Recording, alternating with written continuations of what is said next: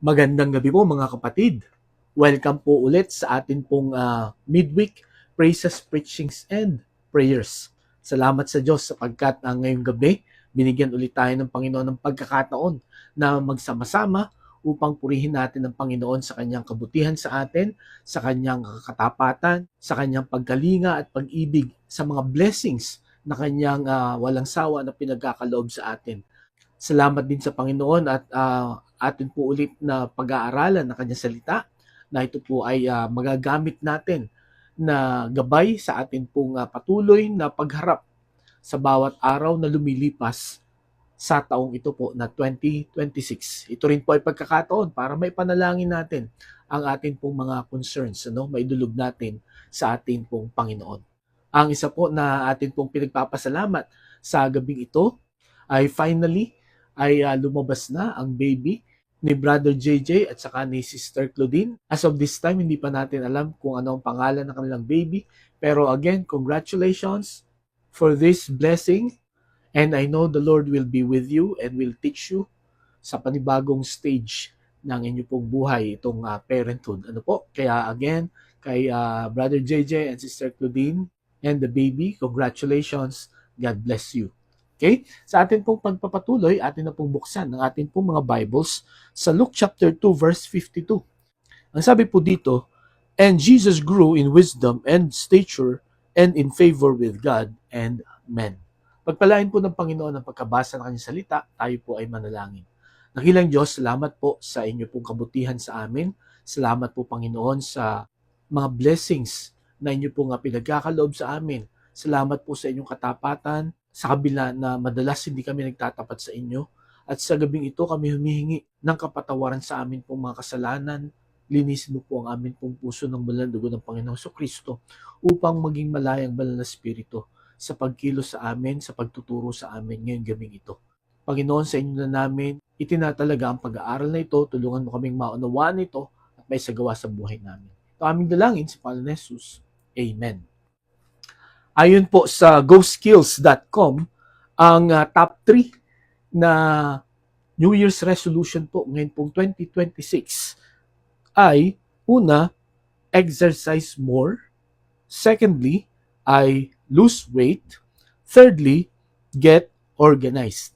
Madalas po itong tatlong ito ang parate na New Year's resolution o kada darating ang bagong taon ay pinaplano na gawin, kung hindi man lahat ay maraming mga tao. Hindi lamang dito sa Pilipinas, kundi naniniwala ako na ito ay resolutions kahit sa ibang bansa. Ano po? At kung papansin niyo po dito sa top 3 resolutions na ito ay madalas, ang una ay tungkol sa pangangatawan natin. Ano po? Kung paano natin ito mas mapapalakas, mas mapapagaan, at mapapanatiling malusog. Di po ba? Yan po ang ating pangarap. Sapagkat alam naman po natin, pagka tayo ay may karamdaman, ay marami pong limitations. Marami tayong hindi magawa. Marami tayong hindi ma-accomplish sa buhay na ito. At lalo tigit sa panibagong taon nga, kung hindi po tayo healthy, ay kahit na gaano kaganda ang ating po mga plano, ay madidisappoint po tayo. Sapagkat naniniwala po ako sa gabi ito na sa bawat plano natin, involved po doon ang ating health. Sapagkat hindi po mangyayari yan kung hindi po tayo healthy. Ano po? So marahil ang tanong natin, bakit tuwing bagong taon, ganito na lang paulit-ulit ang ating pong New Year's resolution tungkol sa ating health, tungkol sa ating pong katawan. Ano po? At gaya ng lagi ko pong paulit-ulit na sinasabi, ayon sa isang survey, madalas daw itong mga New Year's resolutions na ito ay tumatagal lang ng 2 weeks or hanggang 1 buwan. Ano po? So bakit kaya laging nag-fail tayo sa mga New Year's resolutions na ito? Ang sabi po ni Dr. Cynthia Vini, isa pong psychologist, meron daw 3 dahilan kung bakit lagi tayo nag-fail sa mga New Year's resolutions natin, lalo na kung ito ay patungkol sa ating kalusugan, no? Patungkol sa pag-exercise at pagbabawas ng timbang. Okay? Ang una daw na dahilan ay we are thinking too big, no? Masyado daw malaki yung ating iniisip na pagbabago na gagawin sa atin pong katawan. Katulad doon, gusto natin na magbawas ng timbang. Halimbawa, sa ideal weight natin ay lampas tayo, no, ng 10 kilo. So, yun agad ang iniisip natin, kailangan magbawas ako ng 10 kilo or bawas ako ng 5 kilo. Pero, pagka sinimulan na natin yung mga exercises, yung mga diets, ang hirap pala, no? At minsan pa, habang ikaw ay, habang ikaw ay nag-exercise, habang ikaw ay nagda-diet, no, ang tagal matunaw ng mga excess fats na yon, na nasa atin pong mga katawan. Kaya, habang tumatagal, dahil sa ating frustrations, tayo po ay tumitigil na. At saka yun nga, pagka nahihirapan na tayo, no, tayo ay tumitigil agad. Because we are thinking too big. Okay? And then ang pangalawa, ang sabi dyan, ang dahilan daw kung bakit nag-fail parati itong mga New Year's resolution, lalo na sa pag-exercise at saka pag-babawas ng timbang, hindi lamang we're thinking too big, but we are not asking why. No? Anong ibig sabihin ng we are not asking why? Hindi natin tinatanong bakit kailangan natin mas madalas mag-exercise, bakit natin kailangan magbawas ng timbang. Madalas po ang dahilan natin ay mga external reasons lang. Anong ibig sabihin ng external reasons? Yun, para gumanda ang katawan ko, para maging attractive ako sa iba, sa mga ladies siguro, para mas maging sexy. At based sa observation, itong mga external reasons na ito ay mga superficial lang. Madali itong mawala, madali itong maglaho. At ito po ay naapektuhan pagka ikaw ay, yun nga, naka-experience na ng difficulty, ng hirap sa pag-exercise at pagda-diet. Madaling kalimutan, madaling sabihin na next time na lang, or next year na lang, or next month na lang ako babawi, hanggang sa ma-realize mo na ganun ulit ang timbang mo. Okay? So, hindi natin alam kung ano talaga ang dahilan. Dapat meron tayong malalim na dahilan bakit natin gagawin ito. Okay? So, yun ang pangalawang dahilan bakit nag-fail ang New Year's resolution. And then, ang pangatlo daw po na dahilan ay we are not ready to change. No? So, kumbaga, aminin na natin yung atin pong mga iniisip, yung atin pong mga pangarap, ay hindi talaga natin iniisip na matutupad. Sapagkat, na-experience na natin yung bawat taon na lang tayo ay nag-fail. Kasi, yun nga, pagka dumating na naman yung point na nahihirapan tayo, maiisip na naman natin yung failure natin nung the other year, o yung ating failure ng mga previous years, kaya titigil na naman tayo hanggang sa tatanggapin na lang talaga natin na hindi talaga kaya. Yun daw ang pangatlong dahilan, bakit nag-fail ang New Year's resolutions natin, lalo na sa pagsasaayos ng ating pong pangangatawan. Ito rin ba ang inyong dahilan ngayon pong gabi? In short, marami po sa atin ang kulang sa tamang motivation. Madalas ang motivations natin ay mali. Lalo na kung ang motivations natin ay external. Ito po ay very superficial lang. Ito po ay mahuna, malubay na dahilan. Ang akin pong panalangin ngayong gabi ay magkaroon po tayo ng mas malalim na motivation para alagaan, para patuloy na palakasin, pasiglahin ang atin pong katawan. At yan po ay makikita natin dito sa talata na atin pong binasa. Last week, kung inyo pong maalala, ang isa na nakita natin na dahilan kung bakit hindi natutuloy yung atin pong mga New Year's resolution, sapagkat kulang, or mali yung ating motivation. Kung kaya last week, sa atin pong pag-aaral nito pong talata na ating binasa, halimbawa ng Panginoong Hesukristo, ang una na dapat palaguin natin, pagyamanin natin sa pagsisimula ng taon, ay yung pong, ang sabi dito, grow in wisdom, or increase in wisdom. Pinag-aralan po natin yan. At ang pangalawa na pag-aaralan po natin ngayon, according dito po sa Luke chapter 2 verse 52, and Jesus grew in wisdom and stature, or grew physically. Siya po ay tumangkad, siya po ay lumaki. Okay? So mahalaga po na atin pong ayusin, alagaan ang kalusugan po ng atin pong pangangatawan. At yan po ang ating pag-aaralan ngayon pong gabi. At nawa, magkaroon nga po tayo ng mas malalim pa na motivation. Bakit po natin aalagaan or gagawin itong ating pong mga plano na pag-improve sa ating pong katawan, katulad nitong pag-exercise, no, at paglulus at pagbabawas ng timbang, or papanatilihin nating malusog ang ating pong katawan. Gusto ko pong tandaan natin ngayon pong gabi, kalooban ng Diyos, gusto ng Diyos, at malulugod ang Panginoon kung aalagaan natin, iingatan natin, palulusugin natin ang ating pong katawan. At dahil po dyan, atin pong tingnan ang 1 Corinthians chapter 6 verses 19 to 20. Ang sabi po dito, "Do you not know that your body is a temple of the Holy Spirit who is in you, whom you have received from God? You are not your own. You were bought at a price. Therefore, honor God with your body." Okay? Pagpalain ng Panginoon ng pagbabasa ng kanyang salita. Ito pong mga talatang ito pong binahagi ni Apostol Pablo sa mga Corinthian believers ang nagpapakita kung paano dapat nating ingatan ito pong ating katawan. Bago po tayo magpatuloy, pinamagatan ko po ang ating mensahe, Stewardship of the Body. Stewardship of the Body. Pamamahala sa ating pong katawan. Kung kayo po ay involved sa social media, ay maraming mga exercises, maraming mga diets na nakita, or maraming iba ay sinubukan, pero yun nga, hirap tayo na sundin ito. Hanggang sa tayo po ay mag-give up na at sabihin na lang natin na next time na lang or next year na lang ulit.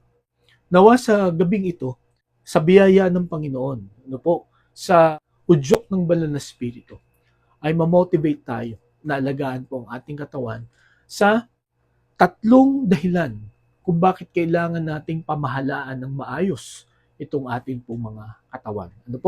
So ito pong unang sulat ni Apostol Pablo sa mga taga-Korinto. Katulad po ng napag-aralan natin noon, ang mga Corinthian believers or itong Corinthian church ay isa sa mga maraming problema na simbahan nung panahon ni Apostol Pablo. At ang isa sa problema ng mga mananampalataya doon, mga tumanggap sa Panginoon, ay involved pa rin sila sa sexual immorality. Kung sino-sino pa rin ang kanilang nagiging partner. May asawa man o walang asawa, kahit magkakamag-anak, ay meron silang sexual relationship. At dahil ang Corinth po ay napakayaman na syudad, ay talagang ganun din katalamak ang immorality dito. In fact, ang sabi nga dito sa verse 15 ng chapter 6, "Do you not know that your bodies are members of Christ Himself? Shall I then take the members of Christ and unite them with a prostitute? Never. Do you not know that he who unites himself with a prostitute is one with her in body? For it is said, the two will become one flesh. But he who unites himself with the Lord is one with him in spirit." Verse 18, "Flee from sexual immorality. All other sins a man commits are outside his body, but he who sins sexually sins against his own body." So ang ibig pong sabihin, kung ikaw ay involved sa sexual immorality, lalo na nitong panahong ito, ay sinisira mo ang iyong katawan at nagkakasala ka sa iyong katawan. Kumbaga binibetray mo ang iyong katawan. Kung kaya't pagdating dito sa verses 19 and 20, sinabi ni Apostol Pablo dito ang dahilan kung bakit kailangan alagaan, protektahan, huwag i-involve sa kasalanan ang katawan.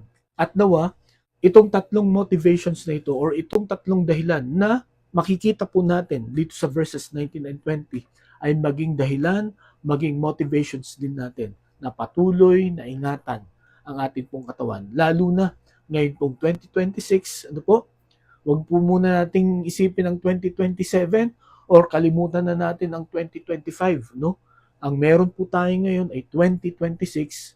Alagaan po natin, pamahalaan natin ang ating pong kalusugan, ang ating pong katawan.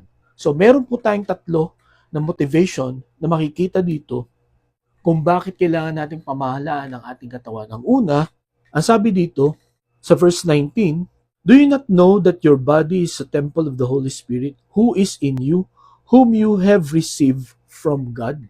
No? So pansinin niyo yung word na receive from God. Okay? So itong katawan na ito ay galing sa Diyos. Okay? So ang una, our bodies are provided by God. Ang ating katawan ay kaloob, ay bigay sa atin ng Panginoon. Ang gusto ko pong makita natin dito, itong katawan natin ay hindi atin. No? At itong katawan natin ito, hindi tayo ang gumawa. No? Hindi yung parents natin ang gumawa. Ang Diyos ang gumawa nito.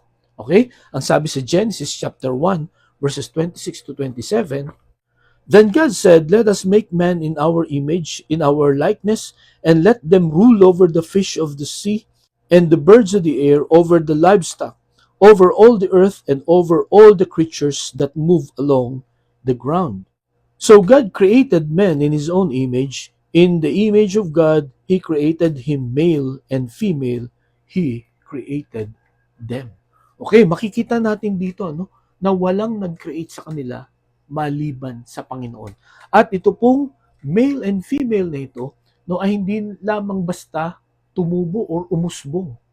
Makikita po natin sa Genesis chapter 2 verse 7, ang sabi po dito, the Lord God formed the man from the dust of the ground and breathed into his nostrils the breath of life, and the man became a living being. Mga kapatid, ang Diyos ang gumawa sa atin. At ito po sa verse 7, ang paraan kung paano niya tayo ginawa. Buhat sa alabok. Tayo ay pinorma niya and then hiningahan at nagkaroon ng buhay. Okay? Huwag nyo nang sunugin ang inyong mga kilay sa pag-aaral ng mga libro kung paano nagkaroon ng tao sa mundong ito. Sapagkat kung iisantabi natin ang Diyos sa creation of men, mga kapatid, walang katapusan ang pagre-research natin.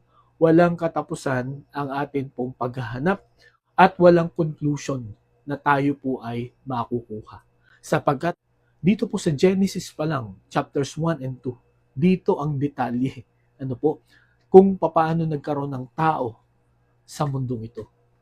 Paano nilikha ng Panginoon. At ang katawang ito na meron po tayo, God created this. God provided this body for us. Siya po ang nagkaloob nito sa atin. At dahil sa siya ang nagkaloob, ibig sabihin hindi po ito atin. At dahil sa hindi po ito atin, ano po ang dapat nating gawin? Kung halimbawa, nanghiram kayo ng sasakyan, nanghiram kayo ng kotse, nanghiram kayo ng bisikleta, nanghiram kayo ng motorbike. Ano sa tingin nyo ang mararamdaman nung hiniraman nyo kung halimbawang pagkatapos yung gamitin, yung ipinahiram sa inyo, ito ay sira, ito ay hindi na umaandar, ito ay dapat na lamang itapon sa junk shop. Wala nang magpapahiram sa atin kung ganon. Wala nang magtitiwala sa atin. At hindi yun ang normal na paggamit natin sa mga pinapahiram sa atin. Usually, pagka tayo nanghihiram, iniingatan natin ito, inaalagaan natin ito, at hanggat maaari, pag isinauli natin, ito ay maayos. Kung paano natin hiniram, ay ganun din dapat ang itsura nito. In fact, dun po sa Christian organization na nasalihan ko, ang Navigator, meron po silang rule.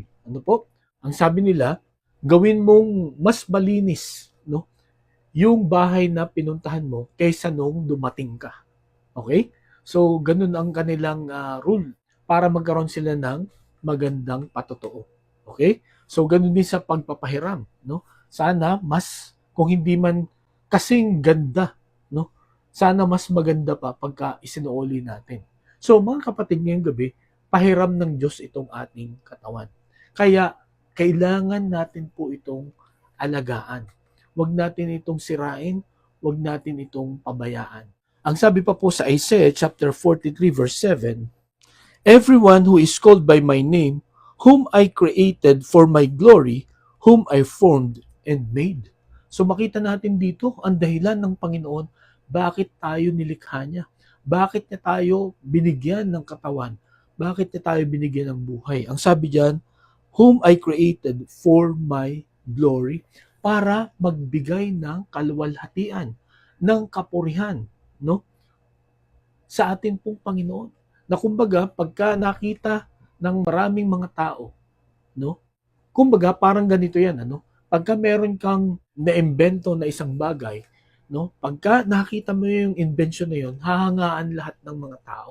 Hahangaan nila, hindi lang yung invention, kundi lalo na yung ng invento, no? Katulad na lamang ng nakaimbento ng telepono, no? Nakaimbento ng GPS, no? Or ng Waze, talagang nakakabilib po ang katalinuhan ng mga nakalikha nito, no?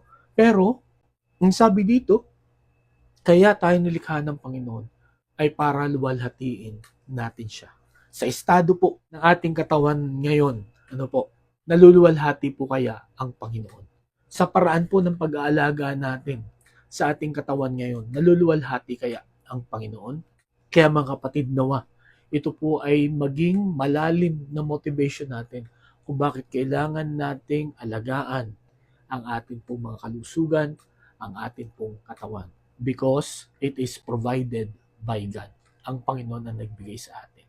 So yun po ang una na dahilan kung bakit kailangan nating palaguin, pasiglahin, palakasin ang ating pong mga katawan. Katulad po ng na-experience ng Panginoong Jesucristo nung nandito siya. Because God provided this body. Secondly, hindi lamang po provided by God, but the presence of the Holy Spirit. We need to be stewards or good stewards of our body, not only because it is provided by God, but secondly, because of the presence of the Holy Spirit. Ang sabi dito po, kung babalikan natin sa 1 Corinthians chapter 6 verse 19, do you not know that your body is a temple of the Holy Spirit? No? Ito ay templo ng banal na Espiritu. Ito ay tahanan ng banal na Espiritu. Na ang banal na Espiritu ay naninirahan sa atin pong katawan. Ito ang kanyang tahanan. Ang presensya ng banal na Espiritu ay nasa atin. Paano natin malalaman? At bakit ang banal na Espiritu ay nasa atin? Okay? So, ang sabi po sa Ephesians chapter 1 verse 13, madalas po natin itong binabasa, pero maganda na maalala po natin, no, sa pag-aalaga ng ating katawan na ang banal na Espiritu ay nasa atin. Ang sabi po dito sa Ephesians 1:13, and you also were included in Christ when you heard the word of truth, the gospel of your salvation, having believed, you were marked in Him with a seal, the promised Holy Spirit. So tayo po ay sinelyuhan ng banal na Espiritu. Paano natin malalaman na ang banal na Espiritu ay nasa atin? Okay? Una, tandaan po natin, nung tinanggap natin si Jesus bilang sarili nating tagapagligtas, tinatakan tayo ng banal na Espiritu. At as I've said, paano malalaman na may tatak ka ng banal na Espiritu? Ano ang mangyayari sa iyo pagka ang banal na Espiritu ay nasa iyo? Ang sabi po dito sa Galatians chapter 5 verses 22 to 22. The fruit of the Spirit is love, joy, peace, patience, kindness, goodness, faithfulness, gentleness, and self-control. Against such things, there is no law. So ano po ang fruit? Ano ang bunga ng banal na Espiritu? No? Ano ang magiging bunga sa atin? Ano ang magiging epekto nito sa atin? Ang sabi diyan, matututo tayong magmahal. Ano? Ito po ang ma-experience natin. Love, joy, peace, patience, kindness, goodness, faithfulness, gentleness, and self-control. Against such things, there is no law. Mga kapatid, kung na-experience natin ito, yung totoong pagmamahal, yung totoong kagalakan, yung totoong kapayapaan, that means the Holy Spirit is in you. Yan po ay proof, ano po, na tayo po na naninirahan sa atin ang banal na Espiritu. And then, ang sabi pa ng Panginoon sa John chapter 16, verses 8 and 13, when He comes, He will convict the world of guilt in regard to sin and righteousness and judgment. Ang Ang sabi po dito ng Panginoong Hesukristo, no, kailangan kong umalis, pero may papalit sa akin. No? Susuguin ko ang isang tagapayo, ang banal na spirito. At pagka siya ay dumating, ang sabi niya dito sa verse 8, He will convict the world of guilt in regard to sin and righteousness and judgment. Uusigin niya ang mundo, no?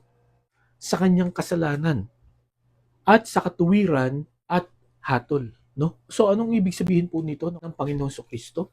Pag alis ko at pagdating ng banal na spirito, marirealize ng mga tao ang kanilang kasamaan, ang kanilang pagiging makasalanan at kung ano ang dapat nilang gawin, no? Para sila ay maging matuwid, no, sa Panginoon. At ang sabi pa dito sa verse 9, in regard to sin, because men do not believe in me. Okay? Ang isa sa mga kasalanan ng mga tao ay yung hindi pagsampalataya sa Panginoong Kristo. Pero pagdating ng banal na spirito, uusigin, no, ng banal na spirito ang mga tao na hindi sumasampalataya sa Panginoon. At yun nga, marirealize nila na kailangan nila ang Panginoong Kristo para sila ay maging matuwid, para sila ay makaiwas, makaligtas sa tiyak na kapahamakan. Mga kapatid, ngayong gabi, kung na-experience mo itong pagtanggap sa Panginoon, no? Kung sa iyong pagtanggap sa Panginoon, inamin mo na ikaw ay makasalanan, humingi ka ng tawad sa Panginoon, at na-realize mo na hindi mo kayang iligtas ang iyong sarili, no? Maliban na lang na patawarin tayo ng Panginoon at tinanggap natin si Jesus bilang sarili ng tagapagligtas. Alam niyo po ba kung sino ang umusig sa puso natin para gawin itong mga ito? Ito po ay ang banal na spirito. Ano? Hindi po ang pastor, hindi rin ikaw, no? Kundi ang banal na spirito, inusig ka niya, no? Ipinarealize niya sa iyo na kailangan mo ng tagapagligtas, kailangan mong pagsisihan ng iyong kasalanan. At kung na-experience mo yan, ang ibig sabihin, ang banal na spirito ay nasa iyo. Okay? At dito po sa verse 13, ang sabi pa dito, but when He, the Spirit of truth, comes, He will guide you into all truth. He will not speak on His own. He will speak only what He hears, and He will tell you what is yet to come. So, ang sabi diyan, the Spirit of truth will guide you into all truth. So, mga kapatid, ngayon pong gabi, kung bago mo nakilala ang Panginoong Kristo, hindi mo naiintindihan ang Word of God, kahit ilang beses mong paulit-uliting basahin yan, or kahit i-memorize mo, katulad po ng na-experience ko, bago ko po sinuko ang buhay ko sa Panginoong Kristo, memorize ko na po ang John 3:16. Memorize ko na ang John 1:12. I think may 4 na akong memorize na verses noon, pero wala akong naiintindihan sa mga verses na yun. Until I surrendered my life to the Lord Jesus Christ. You know what? After that, naintindihan ko siya. Nagkaroon siya ng kahulugan. At nangyari po yun, mga kapatid. Naunawaan ko siya. In fact, ngayon ay nagkaroon ako ng lakas ng loob na ibahagi ito. Hindi dahil sa bigla akong naging matalino. No? Hindi dahil sa naging malakas ang loob ko. Kundi dahil po yan sa banal na spirito. Kasi ang sabi dito ng Panginoong Kristo, pagdating ng Holy Spirit, no, the Spirit of Truth, no, ipapaliwanag niya sa atin ang lahat ng katotohanan. Kaya ngayong gabi, kung ito ay nauunawaan mo, itong salita ng Diyos na ating po pinag-uusapan, ang ibig sabihin, the presence of the Holy Spirit is in you. Kung kaya't, dapat alagaan natin ang ating katawan because the Holy Spirit is residing in our body. Ibig sabihin, our body is sacred. Ito po ay banal. Kaya nga ang ginamit dito na term ay temple, no? At noon, ang templo talagang ito ay banal. Ito ay laging nililinis, no? Walang madumi na kailangan manatili doon sa lugar na yon, no? At maging sa panahon din natin ngayon, di ba? Yung mga churches natin, no? Dapat yan ay malinis, dapat ay tahimik, no? Hindi magugulo ang mga tao, no? Sapagkat yun ang ibig sabihin ng temple. Kailangan igalang natin. Dapat protektahan natin, di po ba? Kaya ganun din po nung binanggit ni Apostol Pablo that our bodies are the temple of the Holy Spirit. Ang gusto niyang ipaalam sa atin, this body is holy, this body is sacred. Kaya dapat natin itong alagaan, dapat natin itong ingatan, dapat lagi natin itong palakasin at pasiglahin. Okay? So yun po ang pangalawa na makikita natin. Hindi lamang this is provided by God, hindi lamang because of the presence of the Holy Spirit, but ang panghuli, it is prepared for service. It is prepared for service. Ito po ay inihanda. Ito po ay ibinigay. Ito po ay i-design ng Panginoon para sa paglilingkod. Okay? Balikan natin ulit ang Genesis chapter 1 verse 26. Okay? Sa una pa lang, no? Na bago tayo likhain, ito po ang sinabi ng Panginoon. Ang sabi niya, Then God said, Let us make man in our image, in our likeness, and let them rule over the fish of the sea and the birds of the air, over the livestock, over all the earth, and over all the creatures that move along the ground. Ang sabi niyan, let them rule over all the creation. No? Let them rule. Sila ang mamahala, no? Sila ang manguna, sila ang mag-alaga, no? Sila ang magtrabaho sa pagmi-maintain ng ganda ng sanglibutan. So ito po ang dahilan kung bakit nilikha ng Panginoon ang mga tao, kung bakit tayo binigyan ng katawan. At kung oobserbahan ninyo, no po, itong ating buong katawan, lahat po yan may function, no? Simula sa pinakamaliit hanggang sa pinakamalaking bahagi ng ating pong katawan, meron pong purpose kung bakit po yan nilikha, kung bakit dyan yan nakaposisyon, bakit yan dyan yan nakalagay. No? It is all designed for service, for work. No? At ito nga po, ang trabaho ay pangunahan ang lahat ng mga nilikha ng Panginoon. At yun nga, nakakalungkot na nangyari, sumuway sila, no? Nagkasala ang tao, si Adam and Eve. And because of their sin, no, of their disobedience, ganun na rin po tayo, no? Naging mas mahirap ang buhay, no? Everything became against us. Kaya kung mapapansin nyo, talaga ang hirap ng buhay. No? Kailangan magpatulo ko ng dugot pawis bago mo ma-accomplish ang isang bagay. At pag na-accomplish mo pa yon, hindi siya nananatili. Kailangan magpursige ka pa to maintain it. At yun ang nakakapagod. Why? Because of sin. Pero mga kapatid, kailangan nating alagaan ang ating pong katawan. No? Because this is designed. This is prepared for service. At nakakalungkot, di ba? Kung halimbawa, ikaw ay engineer, ikaw ay doctor, ikaw ay lawyer, no? Or ano pang ibang mga courses, patong-patong ang iyong mga honors, ang iyong mga degrees, pero may sakit ka. No? Di ba hindi ka makaka-function ng maayos? Di ba? I-refer mo sila sa iba kasi hindi mo kayang pumunta, hindi mo kayang mag-perform. No? Or halimbawa, ikaw ang pinakamagaling na singer, ikaw ang pinakamagaling na athlete, pero the moment na ma-injured ka, no? Kahit na anong galing mo, kahit na ang dami mong trophies, basta't nagkaroon ka ng injury, wala kang magagawa, no? At wala ka ring maitutulong sa iyong team. Di po ba?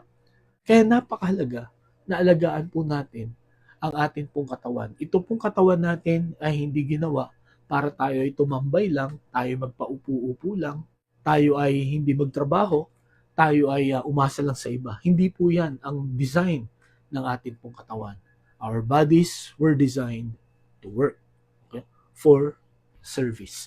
Ang sabi pa sa Ephesians chapter 2 verse 10, For we are God's workmanship, created in Christ Jesus to do good works, which God prepared in advance for us to do. So dito, no mga kapatid, ang sabi dito ng Panginoon, tayo daw po ay masterpiece ng Panginoon, no? Kumbaga tayo ang pinakamaganda na kanyang nilikha. At tayo ay nilikha, no? Sa pamagitan ng Panginoong Hesukristo para gumawa ng mabuti. Okay? So, noon pong Genesis, no? Yun ang purpose ng Panginoon, for us to work, for us to serve the Lord. Pero dahil sa kasalanan, no? Nagkalayo tayo at ng Panginoon. Pero, gumawa ulit ng paraan ng Panginoon para tayo ay magkabalikan, ano? Magkasundo ulit. Sinugo niya ang Panginoong Hesukristo para mamatay dun sa krus ng Kalbaryo, no? Para kung sino man nasasampalataya sa kanyang ginawa, ay magkakaroon ulit ng maayos na relationship sa Panginoon upang matuloy ang original plan ng Panginoon sa atin, no? To do good works, no? Para tayo po ay gumawa ng mabuti. At yun nga, kung tayo po ay may karamdaman, kung tayo po ay may sakit, very limited po ang ating magagawa. Yung full potential po natin ay hindi po natin magagamit. At alam po natin kung ano yung mga kabutihan na dapat maranasan ng mga tao sa kapanahon na natin.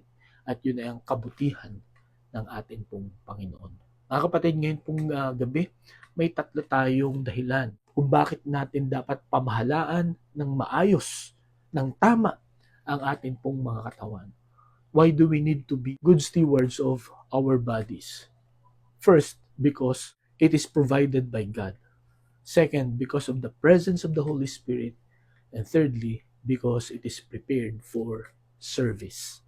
Ngayong gabi mga kapatid, kung malakas, no, wala ka pang karamdaman sa oras na ito, ang prayer ko ay ingatan mo ang iyong katawan at ito ay gamitin mo para sa paglilingkod sa ating pong Panginoon. Gamitin mo ito para ibahagi ang kanyang salita. Gamitin mo kung ano ang trabaho mo ngayon, no? Kung ano ang estado ng buhay mo ngayon, no? Sapagkat naniniwala ako na nilagay ka diyan ng Panginoon for a certain purpose, no? Binigyan ka ng ganyang lakas ng Panginoon. First and foremost, to give glory to Him, no? At para gamitin kung ano man ang connection mo, involvement mo, para ibahagi ang magandang balita. Ngayong gabi mga kapatid, isa lang ang buhay natin. Ano po? Isa lang ang katawan natin na magagamit habang nabubuhay po tayo dito. No? Hindi ito pwedeng i-clone. No? Hindi rin ito pwedeng ipahiram o gamitin ulit. No? Sapagkat ang pangako ng Panginoon sa 1 Corinthians chapter 15, babaguhin ng Panginoon. Gagawing perpekto ng Panginoon ang ating pong katawan sa kanyang pagbabalik.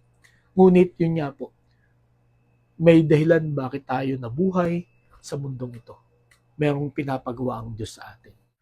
At ang sabi sa Job chapter 14 verse 5, man's days are determined.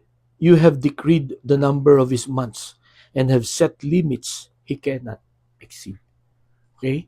Hindi natin mapapahaba ang ating pong buhay. Salamat sa Diyos sapagkat hindi natin alam kung kailan matatapos ang buhay natin dito.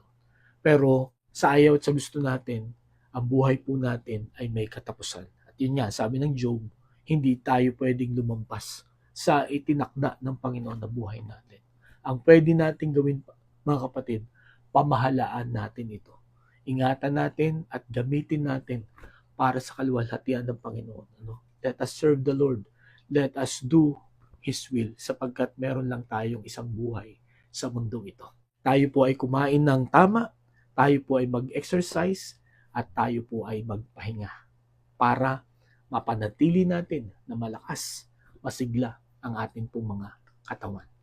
Tayo po ay manalangin. Panginoon, salamat po sa inyong paalala sa amin buhat sa inyong pong salita. Salamat po sa example ng Panginoong Hesukristo na nung nandito siya sa lupa, siya po ay naging marunong, siya po ay lumaki, siya po ay naging malakas. Nagkaroon din po siya ng maayos na relationship sa Diyos at sa tao. Panginoon, tulungan mo kami sa pagsisimula ng taong ito. Tulungan mo po kami na samantalahin ang bawat araw para alagaan ang amin pong katawan.